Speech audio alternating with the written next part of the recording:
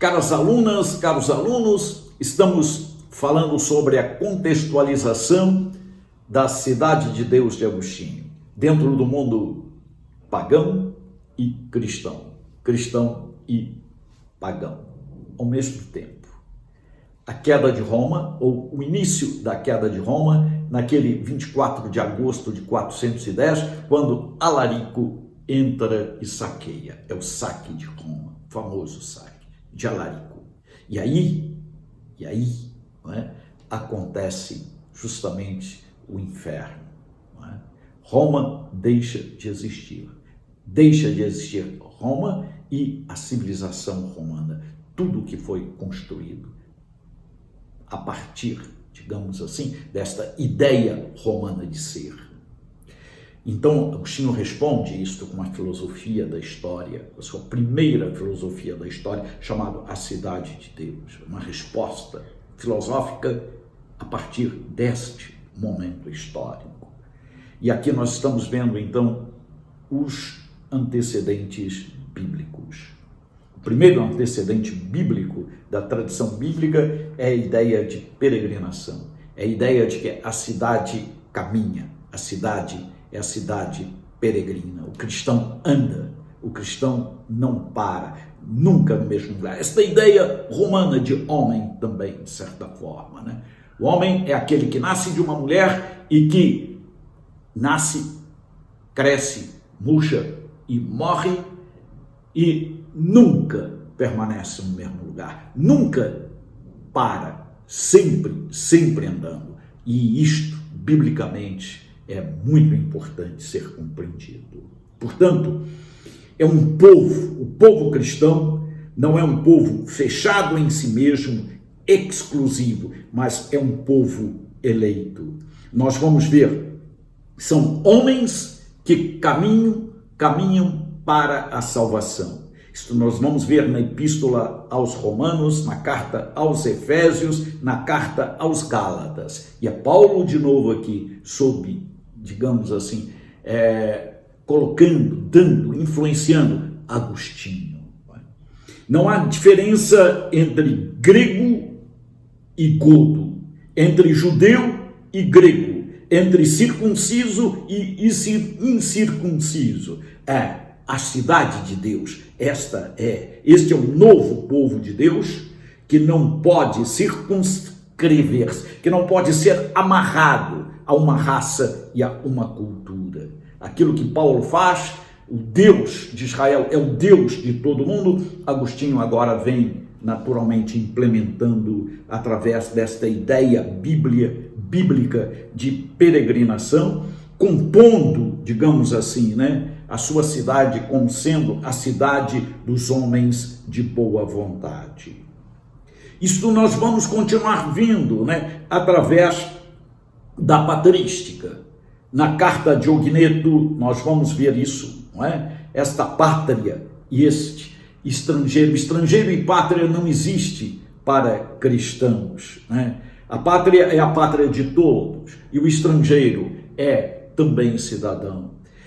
Nós vamos ver no Pastor de Hermas, né, no livro das semelhanças, não é? Número 4, ele insiste que quem possui campo, quem possui bem, está justamente, né, construindo a cidade, seja ele quem, naturalmente, possa ser.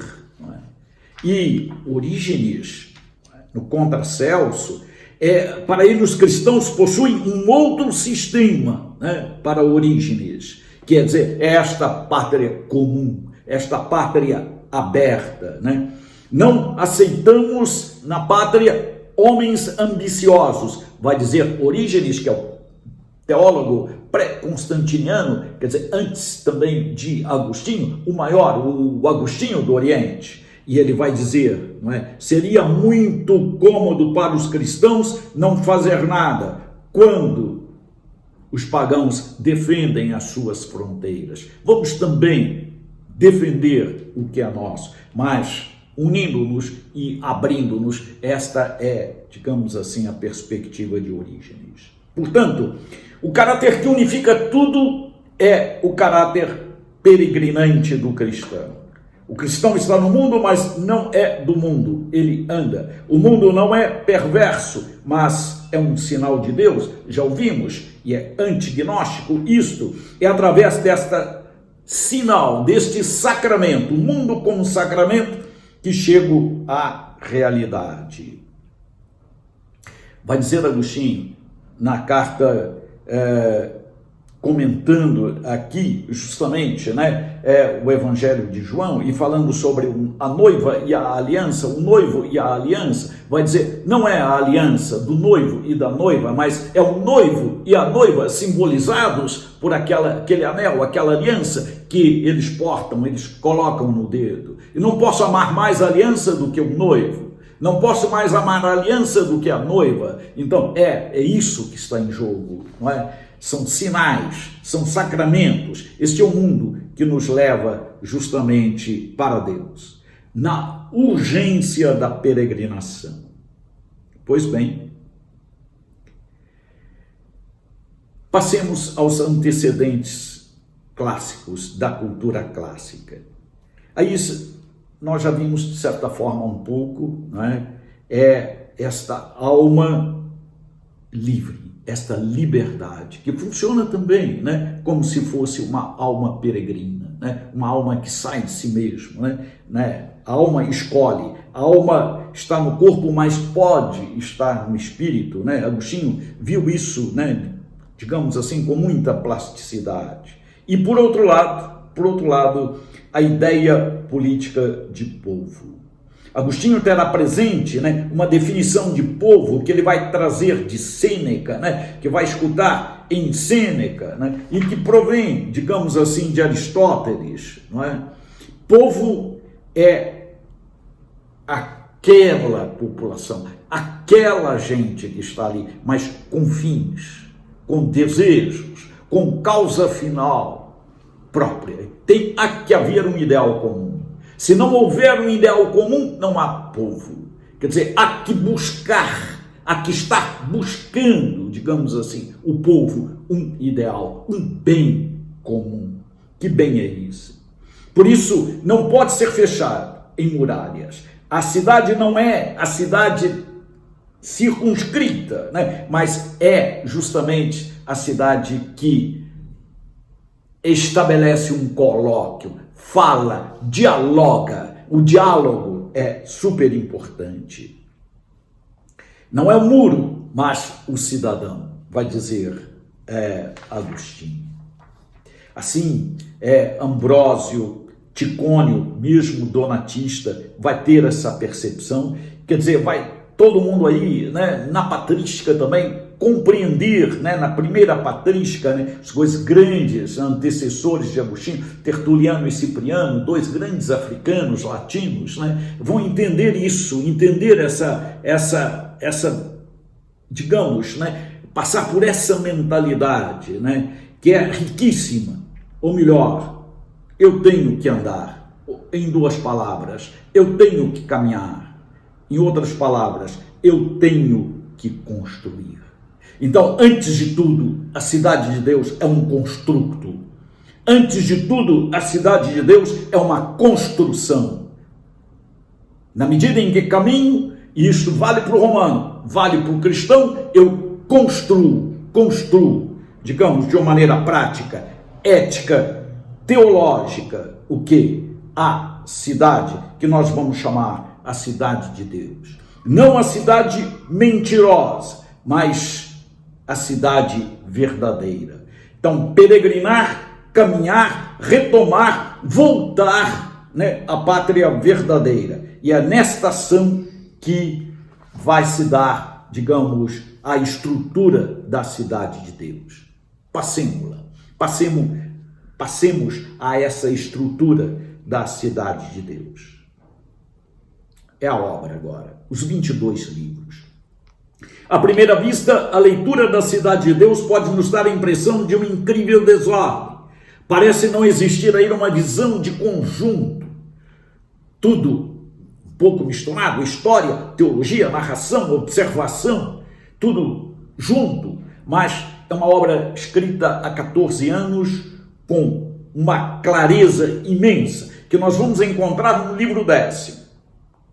Destes 10 livros, ele vai falar, Agostinho, os 5 primeiros eu os escrevi contra aqueles que acham e julgam que os deuses os cultuamos pelos bens desta terra, desta vida.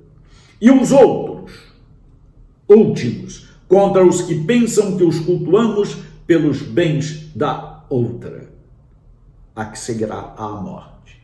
Então não se trata aqui, de ir contra um ou a favor do outro. Trata-se de ver como os dois podem caminhar juntos em cultos diferentes. O problema aqui é como cultuar. É uma questão de cultura. O que cultuar? Eu valho o que eu cultuo. Aqui está. Não está em viver, mas está em cultuar. E é aqui que ele quer estabelecer. Nem só uma nem outra. As duas cidades. Ou de uma a outra. Então, este é um esquema duplo.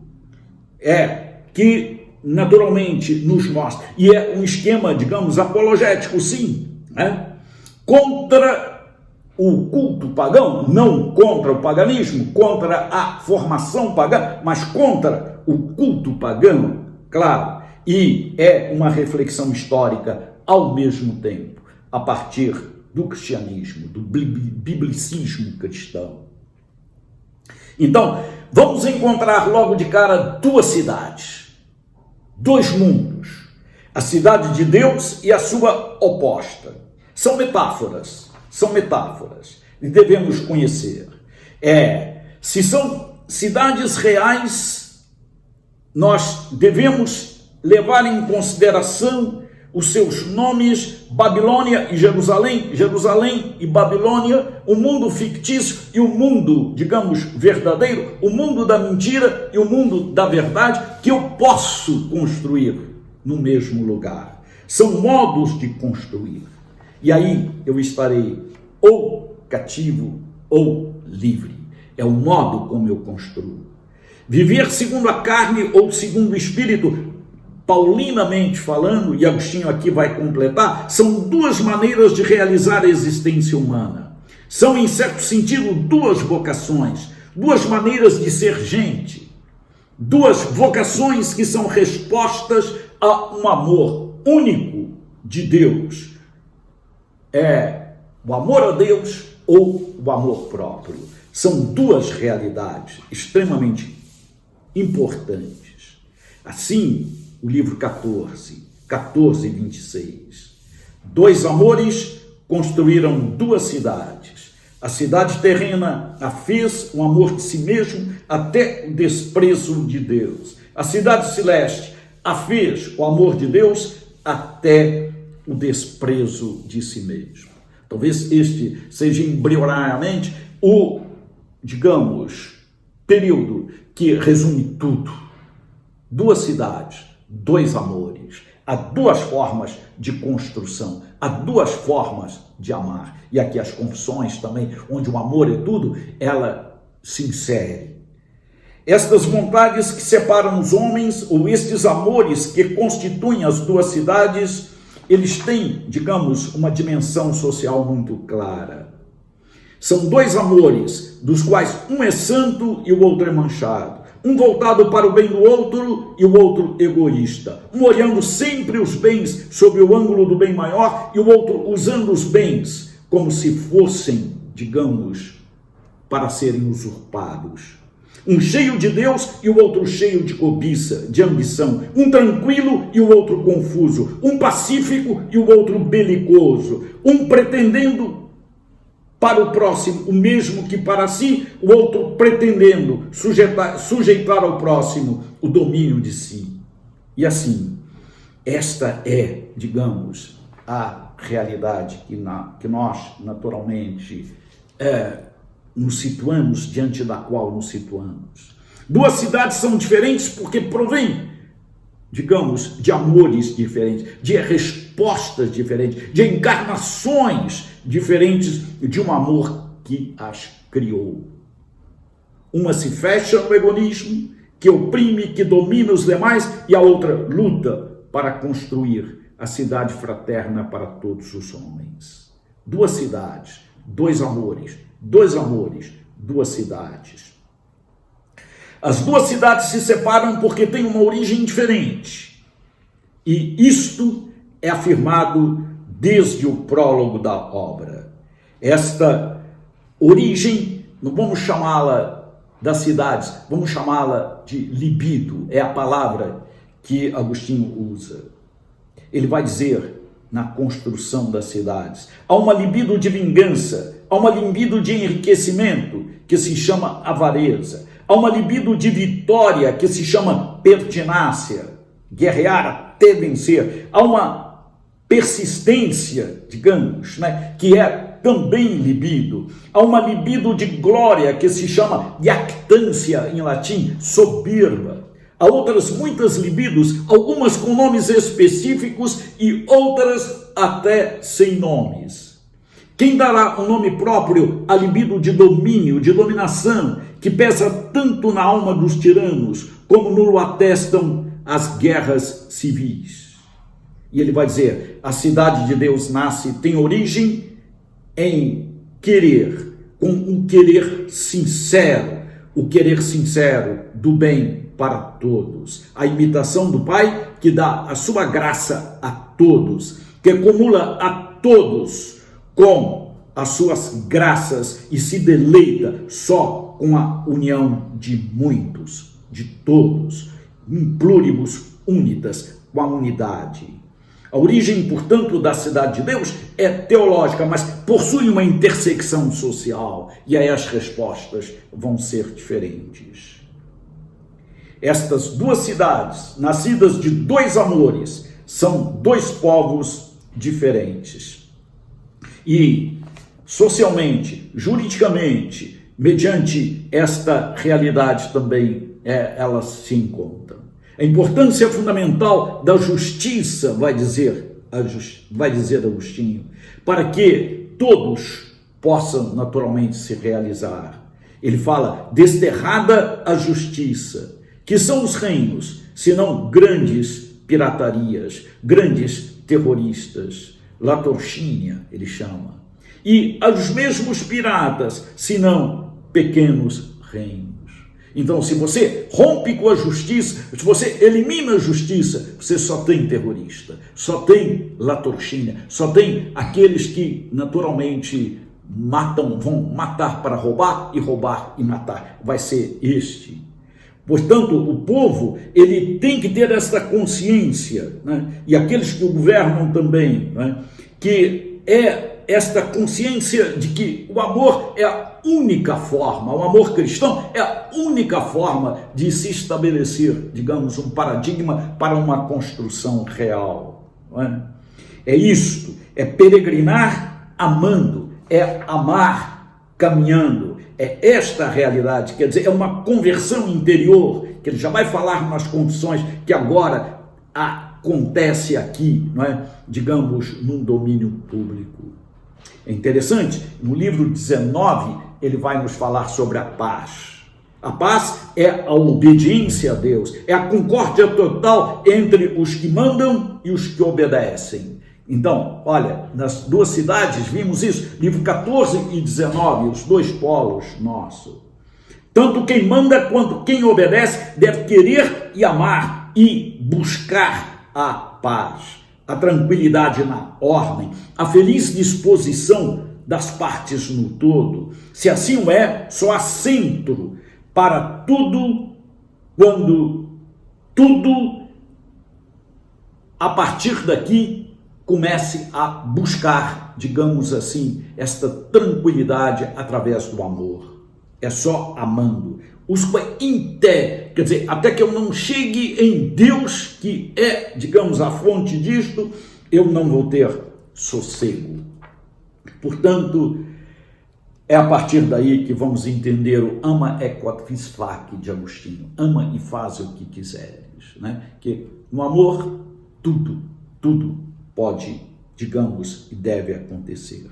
Portanto, este é o sentido da construção com Agostinho, a construção da cidade.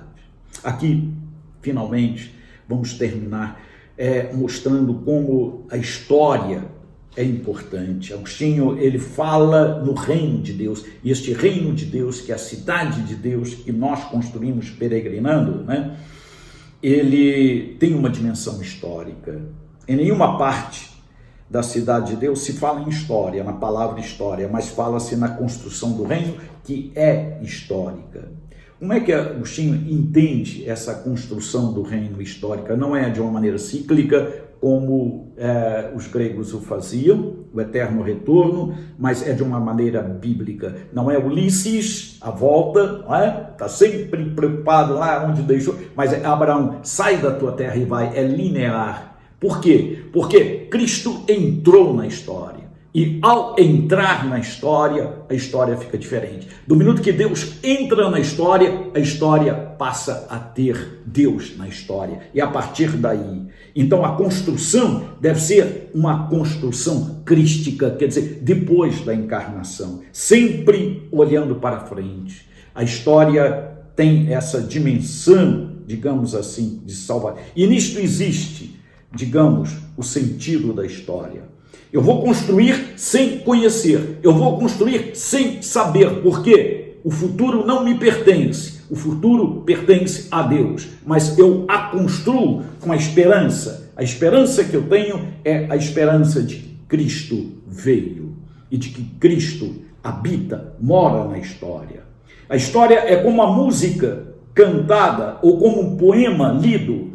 Na medida em que vou lendo o poema ou cantando a música, tocando a música, é que eu vou compreendendo. Da mesma forma, a história. Eu a compreendo na medida em que eu vou construí-la, o reino de Deus. Que existe em dois mundos, o mundo do trigo e o mundo do joio. As duas cidades existem juntas. Mas eu vou construir o reino de Deus, eu vou olhar para frente, eu vou olhar para este mundo de verdade, eu vou querer a verdade, é isto que eu quero, é justamente não eliminando os desafios, não eliminando as decepções, não eliminando, digamos, aquilo que é menor e que vai acontecer na cidade dos homens, eu vou, de uma maneira ética, eu diria, filosófica e teológica, construir a cidade de Deus. Esta é a cidade de Deus que construímos,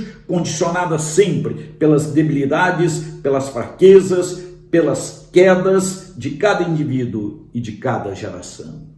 Muito obrigado.